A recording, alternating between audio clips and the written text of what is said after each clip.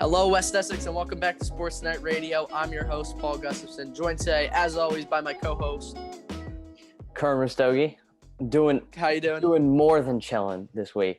Giants won. The Giants beat the Eagles for the first time since 2016. I'm ecstatic. Daniel Jones played actually really, really well. Played turnover-free football. It was good. We're doing good here. Curran saying we're doing good here at 3-7. Steelers are 9-0, and I'm not fazed. I expected it. I knew it was coming. I mean, the Giants still – if the Giants make the playoffs, I'm never watching football again. That's just not fair. That's just not fair to any other teams in the league. I don't know. Giants are a competitive team. They play competitive, hard-nosed football, but, nothing Not a fan. Nothing too flashy. But we're not talking about football today, are we? That's right. We are talking about the NBA. The NBA is set to start December 22nd. That's my sister's birthday, so Happy birthday. Happy birthday, my sister. But the draft is tomorrow, right?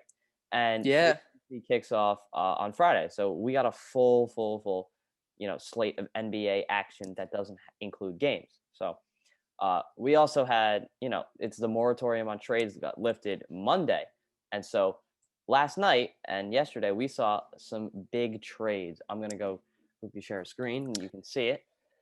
Love trade season. Love the offseason. I know a lot of NBA fans can agree with me that it's the best part of the season. I don't know why. We love watching basketball, but for some reason, we like seeing guys get traded, signing elsewhere. It's always very exciting. And we had a bunch of trades going down. Yes. So I am sharing it. We're here to break them down. We can see the trades. All right. So which one are we talking about first? We're gonna go to the first one, the big one. Chris Paul, Nader for Ricky Rubio, Kelly Oubre, Ty Jerome, Jalen McHugh, and 2022 first round pick. What do we think of the trade, Paul? Okay, this trade for Phoenix, I'm still looking at Phoenix as a question mark, because Phoenix, they've needed a point guard. They get Chris Paul, good for them. But are they really going to be good? I think they will be, but they're just banking off that bubble success. I don't care about Phoenix in this trade. I love Oklahoma City, what they've been doing. They now have, 17 first-round picks, I think, over the next 7 years. Ridiculous. Kelly Oubre is a good player. Pair Kelly Oubre with Shai. Ty Jerome's going to be good. Ricky Rubio's Ricky Rubio. They got Jalen LeCue, LeClay, LaCroix, Lacroix. I like it. I like it for OKC. I don't know. I kind of like it. A lot of these guys are, kind of slept on, and they're just kind of underrated. I don't think Kelly Oubre had a pretty good year last year. I think they're going to start to continue to break out. But I'm looking at Jalen LeCue and Ty Jerome to really make an impact and potentially stick on for the long haul. I'm thinking it's going to be a trust the process kind of scenario, though. I think they're going to keep getting assets and flipping them. Okay, so next trade, we have Robert Covington for Trevor Ariza and 2 first-round picks, one in 2020 and one in 2021. What do you think of the trade? This trade, it's a whatever trade. I think the Blazers, they needed a wing. They got Covington. Covington's pretty cool. He was a center for the Rockets, so they're going to need a big man. But 2 first-round picks for Robert Covington, that's great for the Rockets. Yeah, I don't have very, very many complaints. That 2021 pick is going to look a little interesting, especially if the Rockets end up trading James Harden and Russ, and then that 2021 pick becomes really, really crucial. I don't think they will, just simply for the fact that they won't have their pick in 2 years. But it could be interesting down the future. The next one we have the big one, and it was the Milwaukee Bucks acquired Drew Holiday for Eric Bledsoe, George Hill, 3 future first-round picks, and 2 future pick swaps. What do we think? So, actually, if you want to scroll up a little bit more on here, the Bucks completed another trade right there, so you can see both of them, bringing in Bogdanovic. I think the way I'm looking at this for the Bucks, great starting lineup. You got Giannis, you got Holiday, Lopez, Bogdanovic, and Middleton, but they lost a lot of depth through these trades. George Hill is a great player for them. I think DiVincenzo is good. They had to get rid of DiVincenzo to get Bogdanovic. I don't know if I find that as much of an upgrade. It probably is, but I like DiVincenzo. Obviously, Holiday's better than Bledsoe, but 3 first-round picks? I don't know. They're trying to get Giannis to stay, and these guys will be good, but I don't love it for the Bucks. Yeah, I mean, like the Pelicans are set when you look at it. They have the 3 first-round picks for Drew Holiday, and now they also have the ones from Anthony Davis. So, like, they're going to be set for the future. They have tons of picks. And I like the trade for the Bucks. I think their starting lineup is definitely improved. Drew Holiday, great defensive piece, great all-around point guard. And then Bogdanovich is pretty slept on, in my opinion. He's a really good. He was really good for the Kings. He just, since he played in Sacramento, just doesn't get any love whatsoever. That's right. All right, so now we are. Well, wait. There was one more trade too. Dennis Schroeder. Oh yeah, my bad. From the OKC Thunder going to the Lakers for Danny Green in the 28th pick. Yeah. I think, for the Lakers, that's good. That's what they needed. They finally got their third guy in Schroeder. Danny Green's probably never going to play for OKC. They're going to dish him off, but OKC keeps getting first-round picks. If that's what they want, good for them. Yeah, Dennis Schroeder. I mean, they're going to keep – this is what, the Sixers did. Remember, they had, Michael Carter-Williams, Rookie of the Year, really, really good, and they just flipped him immediately because they didn't like him. Yep. But now we are talking about the draft, which just so happens to be tomorrow. We're going to just give a quick – Today, when you're watching this. Maybe today. Who knows? What depends on when this goes up. Hopefully we get it up in time. Okay. Okay. So I'll just count. We're doing top 5. Yeah, top 5. That's it. I'll just say the pick, and you say who it is. Okay. So number 1, the Minnesota Timberwolves. Out of Australia for the Alara Hawks. It's like Australia. The Minnesota Timberwolves. Kid Leroy? Select LaMelo Ball. I don't think LaMelo Ball is the best scorer in this draft. I don't think he has the high ceiling, but I think he's the best fit for the spot. I think what you do is you move D'Lo down to shooting guard, and you let LaMelo Ball, who's an incredible passer, incredible creative distributor of the ball, and I think you just let him run the offense and pass the ball to either Karl Anthony Towns on the perimeter or in the paint, or D'Lo outside. Let D'Lo pull up. I love LaMelo Ball because of the name. Number 1, LaMelo Ball. And this is also something, if by the time you're seeing this, the first pick isn't traded, I could still see them trading this pick. I don't know if the Timberwolves are 100% set on Ball. I know a lot of teams do love Ball. And I think no matter who's picking out 1, it's going to be Ball. I think Timberwolves are going to stay put. And I personally think he's the best player. He's got the talent. He's got the tools. Pick him there. LaMelo, number 1. All right, pick 2, Golden State Warriors. This is a big trade-up spot, or potentially just, the Warriors trade this pick. But I have them taking James Wiseman out of Memphis. Right, Wiseman, I think he got an NCAA violation, so he only played 3 college games. But the talent there is, unreal, right? He can stretch the floor. He can grab boards, finish around the rim. He's a good rim protector. He can switch onto the perimeter. He's a little foul prone, but I think he's a perfect guy for the Warriors, who desperately need a big man. I think earlier on, once it became apparent that the Warriors were going to get a top pick, I'm pretty sure everyone was thinking trade just based off the talent they have. But I think because they haven't traded the pick at this point, it's been a long time. I think they're going to hold on to it, and Wiseman makes sense. I do like double O. I'm not going to say his name. I'm not going to be able to pronounce it. I think he might be the better choice at center, but they're going to go with Wiseman. He's the best center there. And, that's what they need. So when Paul's talking about double O, if I'm not mistaken, he's talking about Onyeka Okongwu. Go ahead, get all fancy. That's his name. I don't like him just simply for the fact that he's going to be undersized. He's going to be like 6'9", and I think the Warriors need a big guy. Okay. Pick 3, I think we're probably on the same page here. Charlotte Hornets. They're going to select Anthony Edwards, shooting guard out of Georgia. Right, he's got the size, he's got the ability to guard 1 through 3 positions, but he lacks a defensive motor. Right, he kind of gives up on plays. He's an inconsistent, streaky 3-point shooter, which might not be the best next to Devontae Graham, who's also a fairly streaky shooter. And he's got a good pull-up jumper, but, we'll see. I don't know. What do you think? Love Devontae Graham, who you just mentioned. They got players, right? But they don't. They have players, but they don't. They need talent anywhere on the ball is a position of need in my mind. And Anthony Edwards could be the best player in the draft. So if you could get him at 3, go ahead. And also, if they're not set on him, Michael Jordan really wants Russell Westbrook. And the Hornets, if they really want Westbrook, I'm sure the Rockets would love Anthony Edwards. So, makes sense to me at 3. That's true. All right, pick 4. We have, in my opinion, who's one of the highest ceilings in the draft. I think pick 4. I'm gonna go give the Chicago Bulls Deni Avdija out of Maccabi Tel Aviv for Israel. He's essentially what we're looking at with when we looked at Ben Simmons, right? He's that kind of archetype, that kind of Luka Doncic archetype. He's a very good defender, and he shoots pretty well. I think he shot 31%.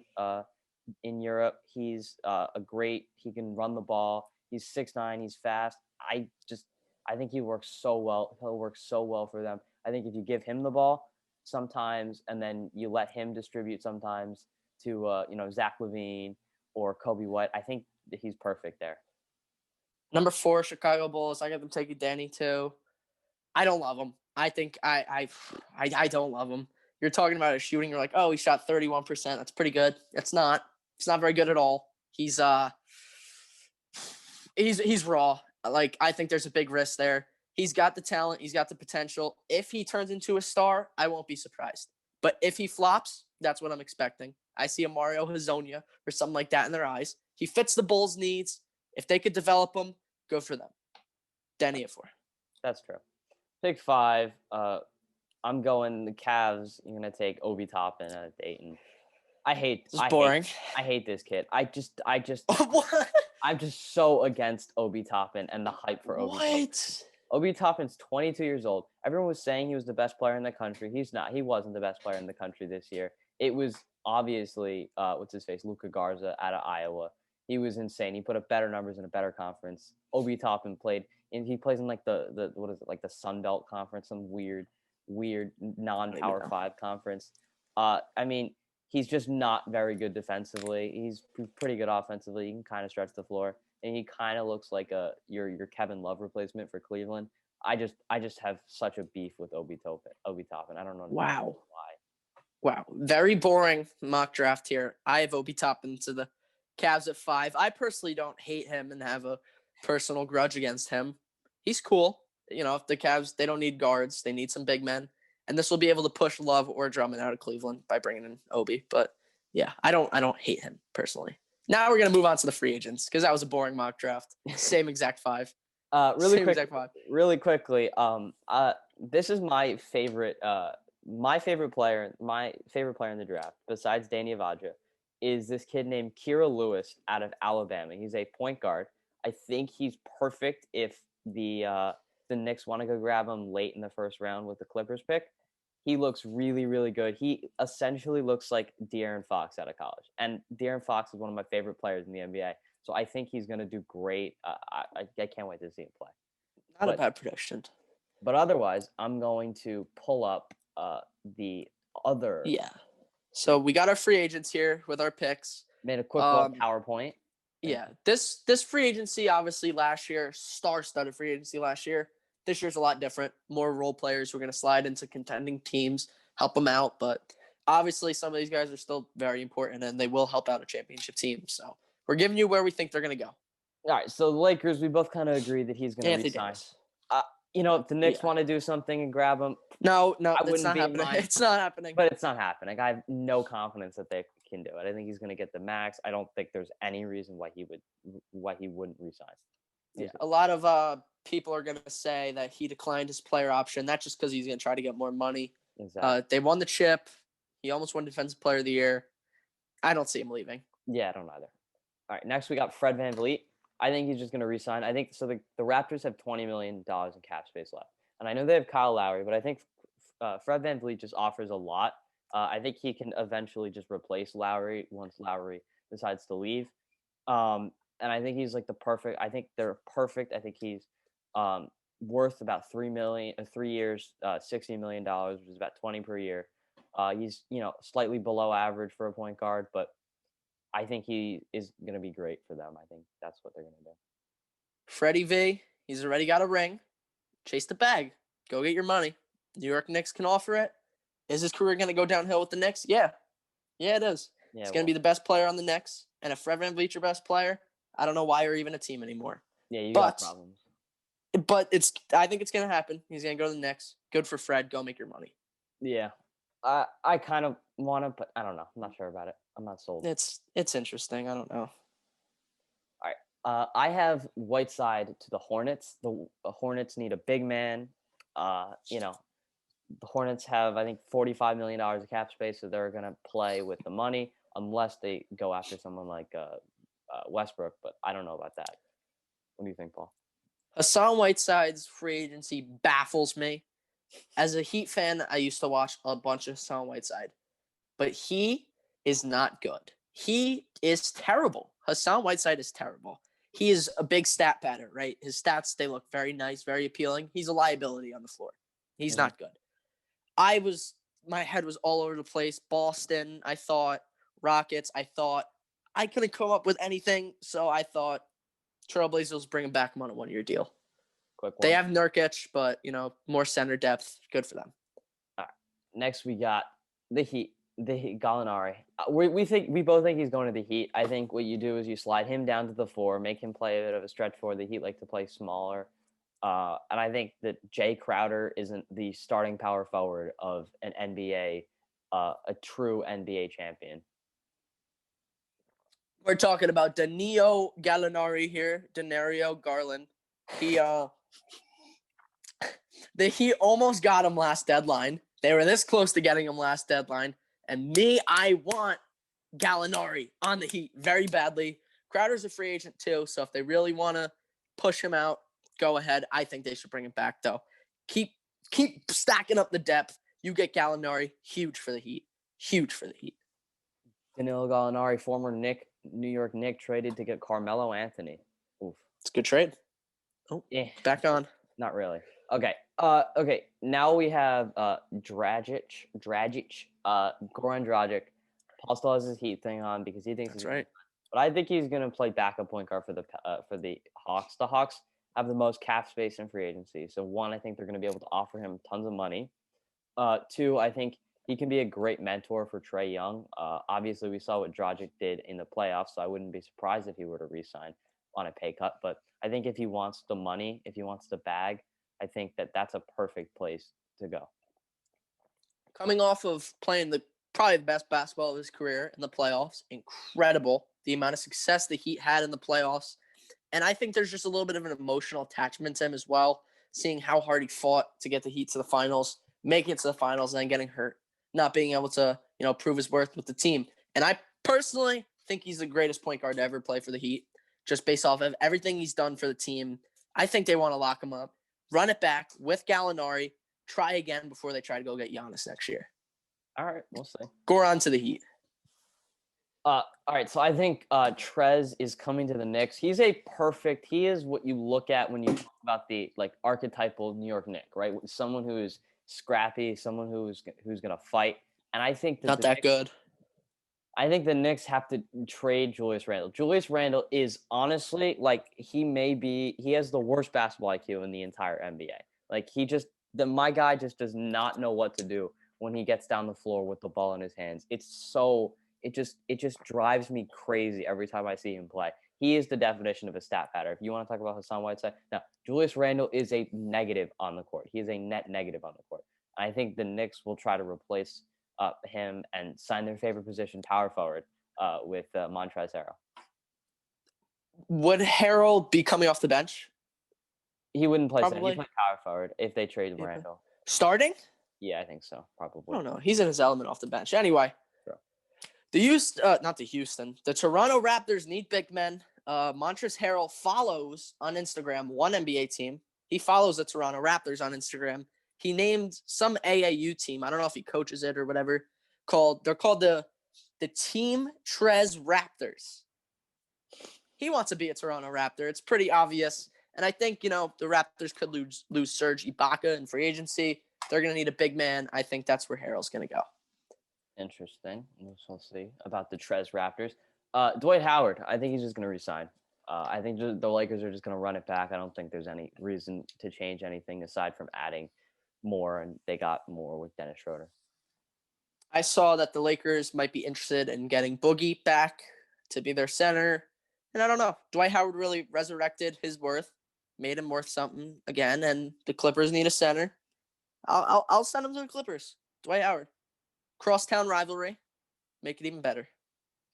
Now we got Rajon Rondo, the turtle himself. I think they're just going to run it back again. I think he's just going to play for the Lakers again. And I think he's going to go across town with Dwight Howard. They're going to pack their bags together, hop on the plane, go to the other locker room, and play for the Clippers. Kawhi wants a point guard. They really don't love Beverly. I don't know why. I like Beverly. But they really want a point guard. Go get Rondo. They could give you the Lakers secrets. It's a tough one. Next we have Davis Bertans from, I don't know where he's from, but he played in Washington last year. I think he's perfect for the Sixers. I think the Sixers, their first objective, their first and only priority is to trade Al Horford. Awful contract, awful trade, awful contract, just looking awful this year. And I think signing Bertans as your stretch four on a roster that just can't shoot the ball consistently is just going to do nothing but help them. Bertans, huge, most important free agent in my opinion. Wherever he goes, he's gonna have a huge impact. He's the missing piece to a championship team. And Phoenix, they got something brewing down there. They're gonna need a forward who could shoot the ball, stay with that theme. Get him to the Suns. Yeah, Bertans is good. Bertans is very good. You got Chris Paul already. Go get Bertans. That'll be a good starting five. You got Booker, Paul. I guess Bridges would start with Bertans. And who's their center? Ayton. Yeah. Good team. Good team in Phoenix if they get Bertans. Yeah, tough one. I was actually considering sending him to the Bucks, but they got Bogdanovic now, so I don't think that's going to happen. All right. So I think he's going to the Pistons. I think Jeremy Grant is going to the Pistons. I don't know. It's just the Pistons have a lot of cap space. Blake Griffin isn't going to be there forever. I think it's just a good role player to sign. This free agency is just dominated by role players, so that's it. Very good role players too. But what the Knicks do is the Knicks take role players and they act like they're superstars. So I think that's what's going to happen here. The Knicks got the money. They got the money. They're going to be losing very important superstar players, Taj Gibson and Bobby Portis. So Jeremy Grant's going to fill that role. He's a good player. The Knicks should be happy with him. They will be missed. Bobby Portis also has one of the weirder shots in the NBA. It looks like he's just chucking the ball up over his head. But I think this is the chance for the Phoenix Suns to get Christian Wood. Christian Wood, great back to the basket player. He can also stretch the floor though. He shot 38% this year, so that's above league average. So I don't think he's a liability next to Ayton on the offensive side, and I think he's just going to really help the Phoenix Suns as they look to make the NBA playoffs. Christian Wood had an amazing ending to last year. He had a 10-game stretch. Yeah, he had a 10-game stretch where he looked like he was one of the better big men in the league. And if you're the Detroit Pistons, tell me right now, who is good on the Detroit Pistons? Derrick Rose is good. Okay, and that's it? And then maybe Blake Griffin. Blake's cool. People might think that Christian Wood's stretch of good games was a fluke. If you're the Pistons, okay, maybe it was a fluke. But what do the Pistons have to lose? That's true. Nothing. If it was a fluke, whatever. He's not good. But if he is good and he goes, the Pistons are going to look stupid. So they want to keep him there, and I think he's a good player. Give him his money. Give him another chance, and maybe he could do something. That is about all the free agents we have. I mean, there's other people like Hayward and Drummond and Brent Ingram, but they're not free agents. They're just going to pick up their option. They're just going to pick up their player option because they're getting some other trade pieces on the table too. James Harden. What are you thinking about these rumors of James Harden to the Nets? Yeah, I don't. So my friend Julian, I don't see it. My friend Julian's a big Nets fan. He absolutely hates the idea of getting James Harden on the Nets because they're gonna have to trade away all their good pieces besides KD and Kyrie, and they might not have to. I know. I saw the rumor that they want KD Kyrie or Kyrie. I wouldn't do it. I wouldn't do it because Kyrie and KD have been settled. But if you were asking me if I would take Harden or Kyrie, I would take Harden. That's all I'll say. Is James Harden going to get traded? I say no. I don't think they're going to be able to make it work. And especially to the Nets, it's just there's too much that would have to happen for that to go through. So I don't see it. Yeah. Russell Westbrook, I think he'll be traded. I think Hornets, keep an eye on him. I think the bummy Knicks will give him a stupid offer. What do they have to offer? Give him nothing. Give him like Julius Randle and they don't want him. Knox. Hopefully they take him. I would be forever indebted to the GM of Houston, not Daryl Morey, the new guy. Who is it? I don't even know anymore. I don't know. They got a new guy.